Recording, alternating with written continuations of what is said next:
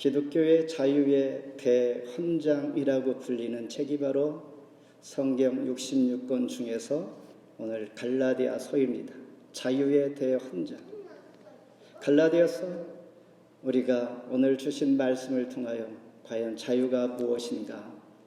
하나님께서 자유를 주셨는데 하나님께서 먼저 이 땅에 오신 목적이 있다면 바로 자유를 주기 위한 것이었습니다. 예수님께서 이 땅에 오신 목적을 정확하게 잘 서술하여서 우리에게 보여주는 말씀이 있습니다.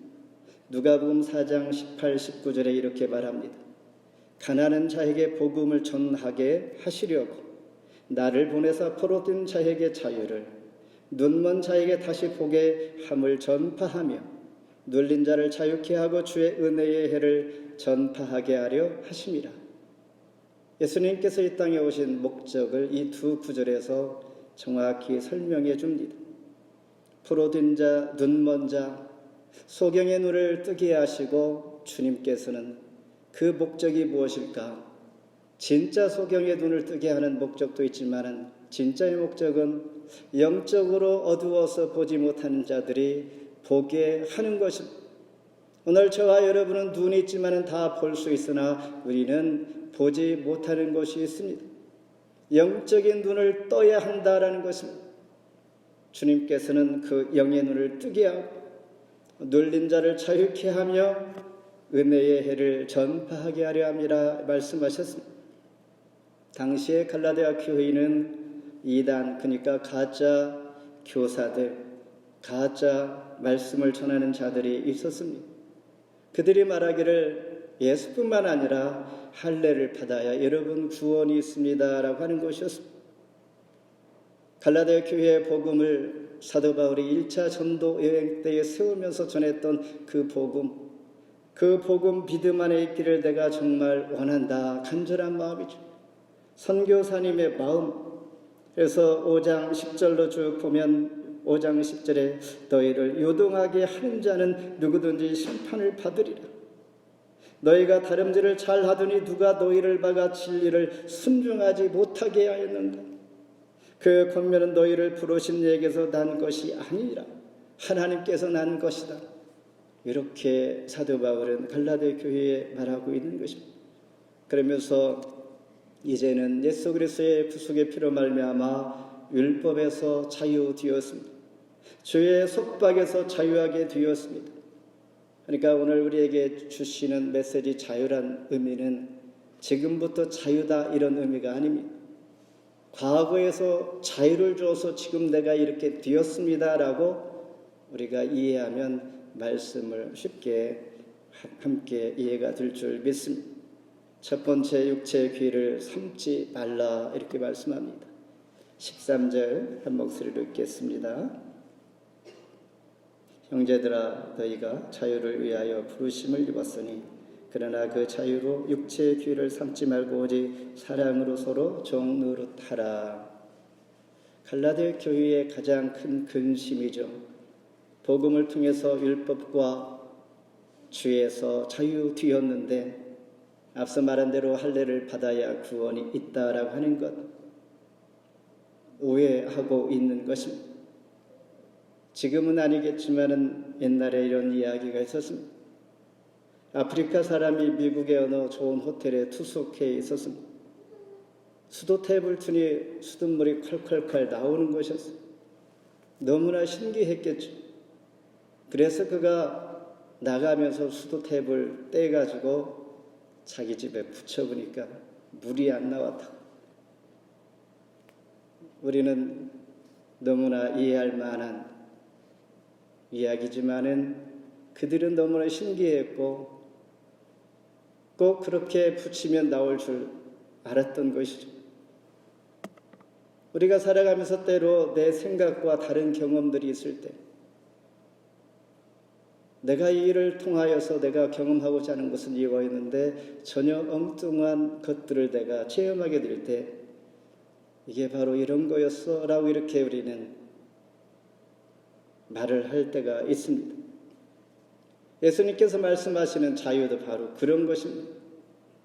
미국은 영국으로부터 156년 만에 독립이 된 것이죠.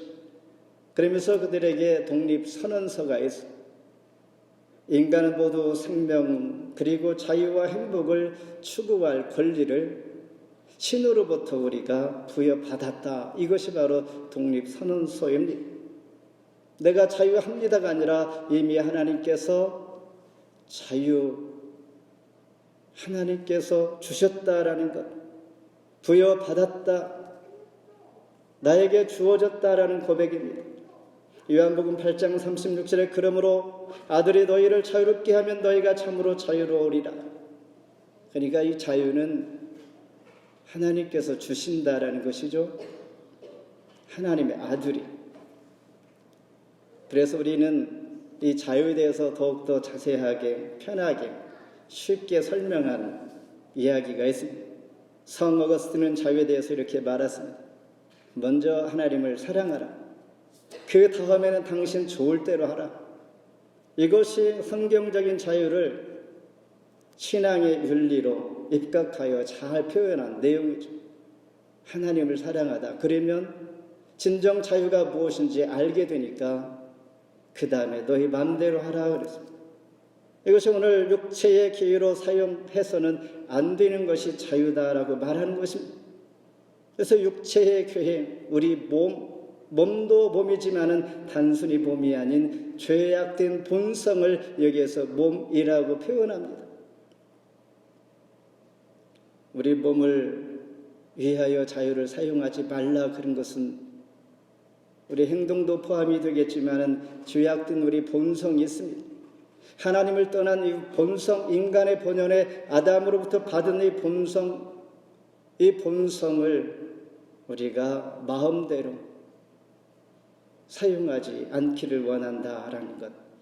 그러면서 사도 바울은 강하게 강조하기를 bite and devour, 이 말은 너희들이 잘못 사용하게 되면 물고 뜯어 먹고 하는 이러한 일들이 생긴다라는 것입니다.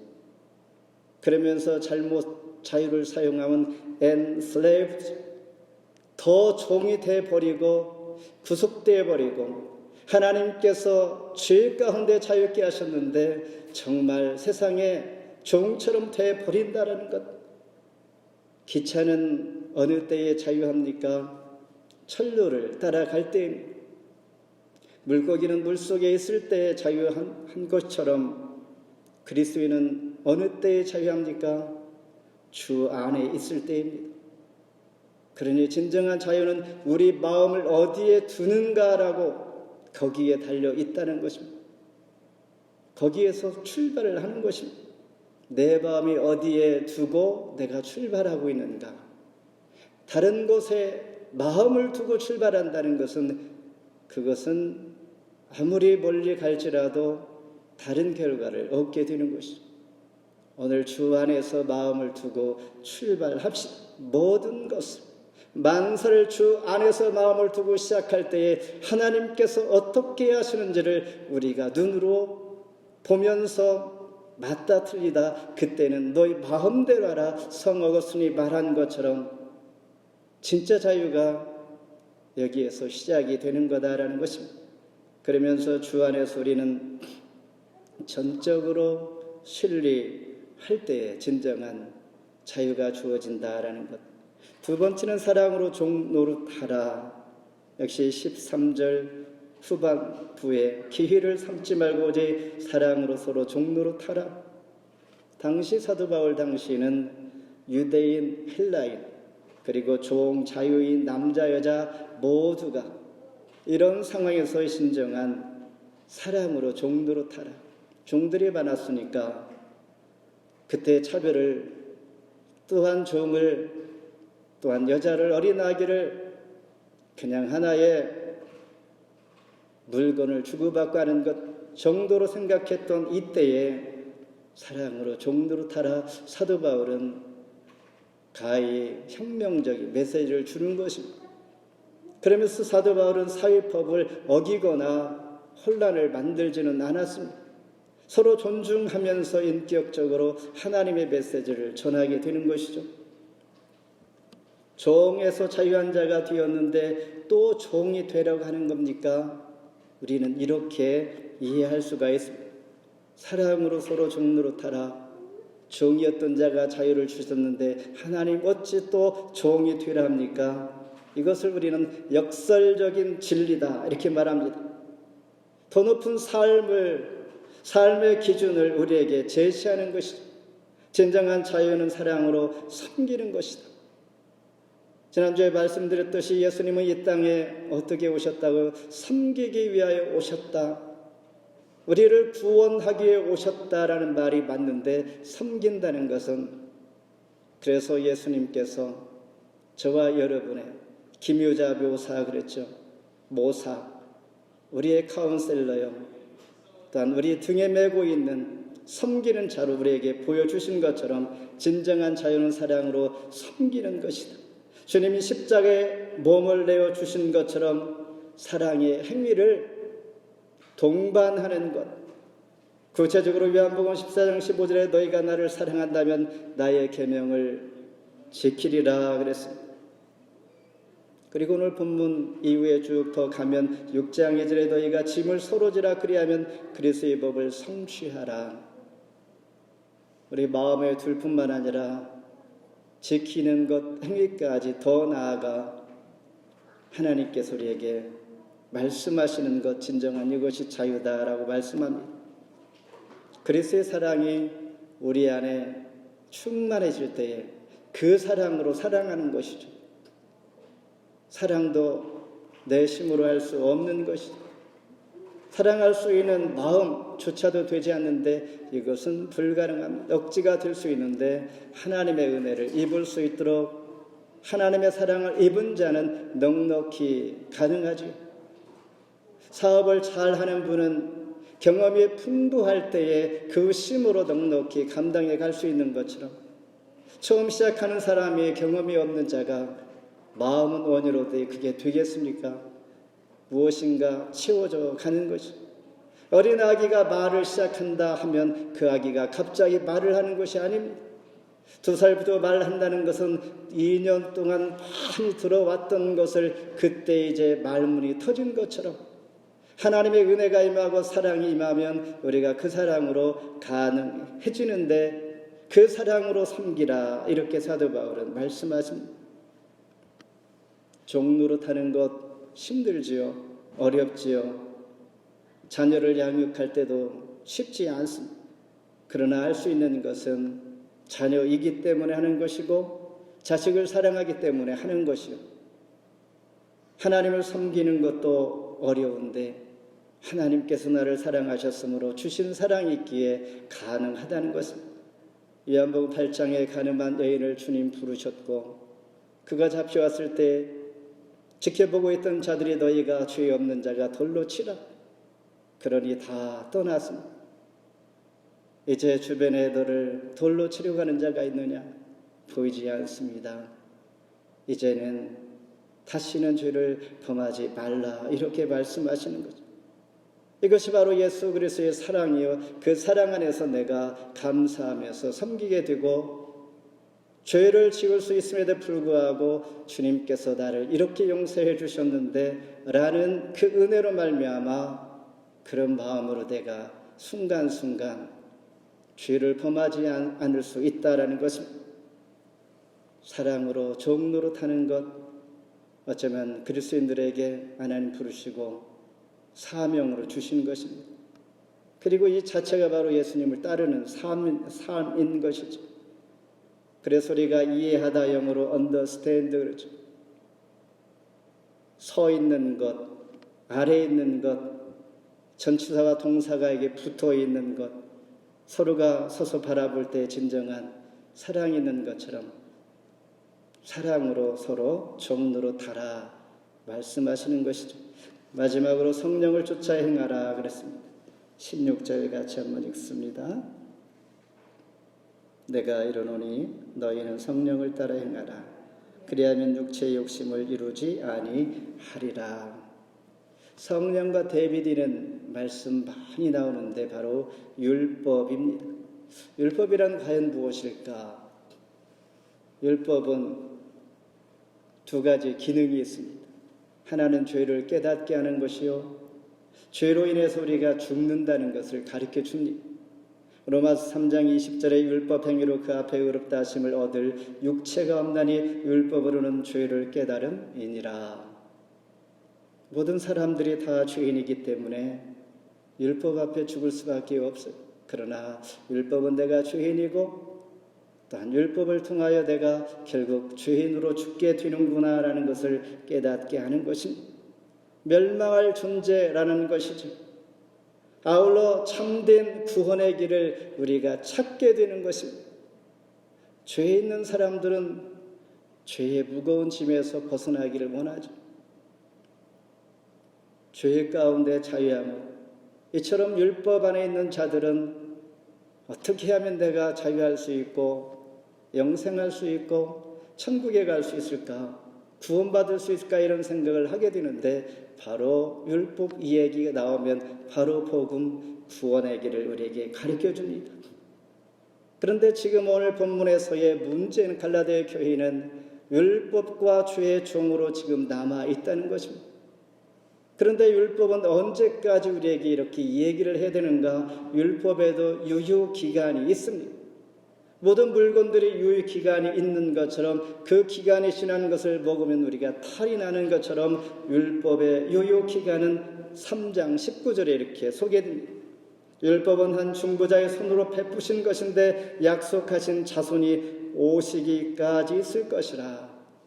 예수님께서 오셨으니 이제 율법의 시대가 끝났다라는 것을 가르쳐 주죠. 정확히 우리에게 유효기간을 말씀해 줍니다.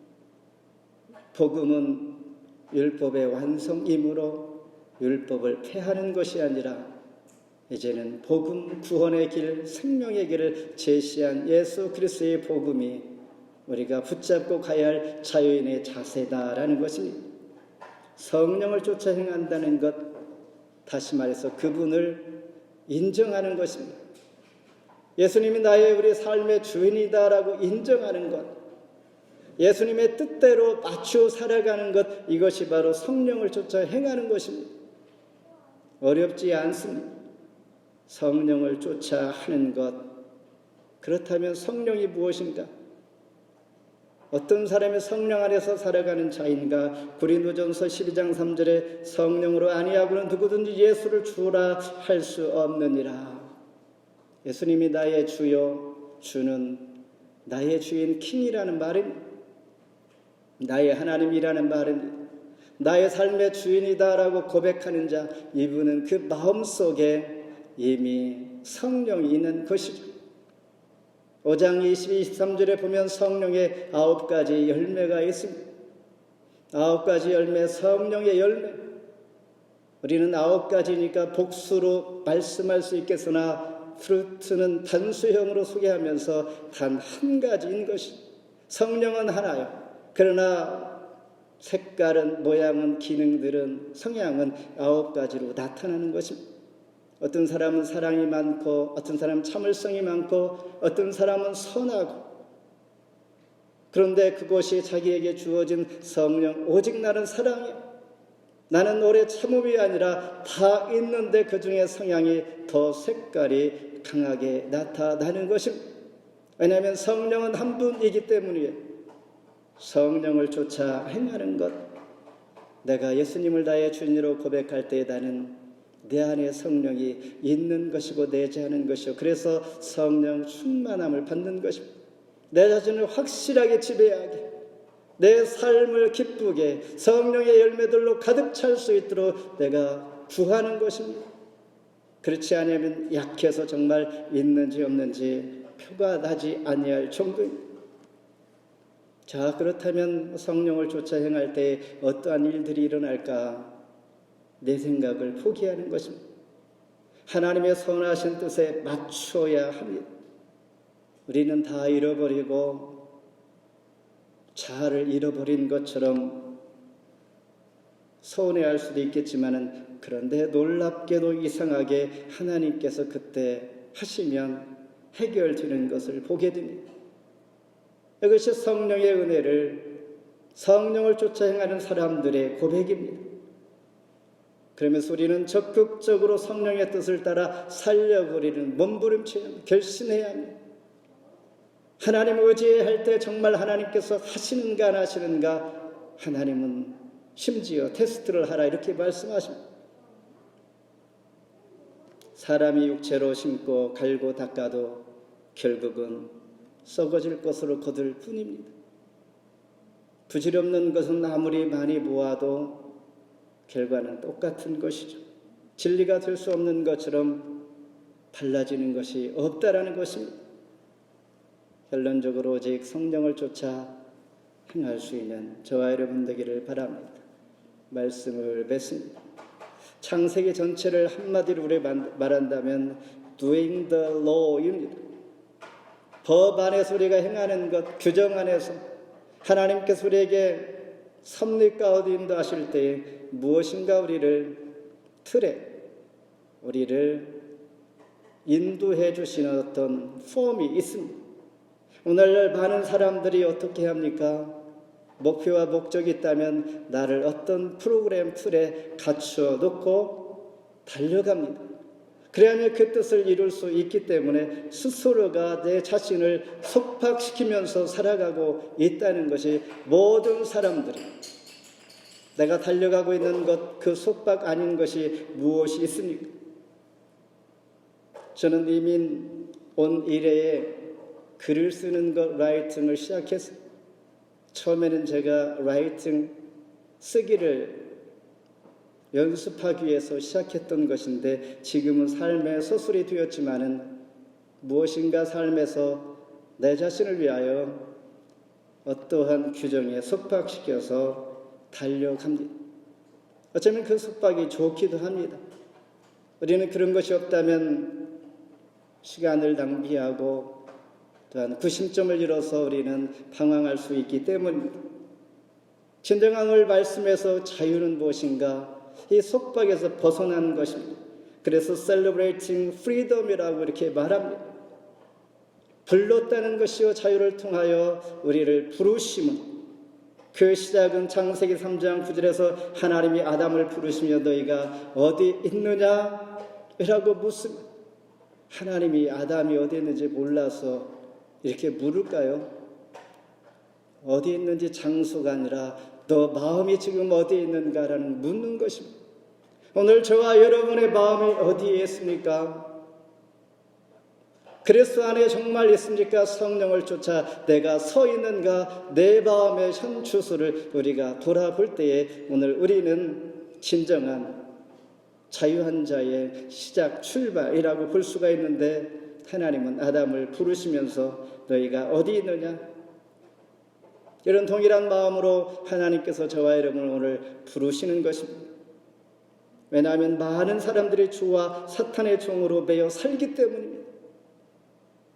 우리가 받은 복음 그 진실과 선하심과 기쁨과 감사가 이미 과거로 다 내버리고 쓰나미로 내버리고 우리가 엉뚱하게 지금 마음을 두고 살아가고 있다라는 것입니다. 이런 자들을 향하여 갈라디아 교회를 향하여 사도 바울이 부르시고 하나님께서 부르시고 너희가 어디 있느냐? 그러면서 육체적 기회로 사용하지 말고 오직 사랑으로 서로 종노릇하며 성령으로 행하라. 또한 더 나아가 하나님의 사랑을 받은 자, 하나님의 사랑과 자유를 다른 이에게 줄 수 있는 사명자가 되라 말씀하십니다. 2장 20절에 이제는 내가 산 것이 아니요 내 안에 그리스도께서 사신 것이라. 아멘. 하나님 감사합니다. 주님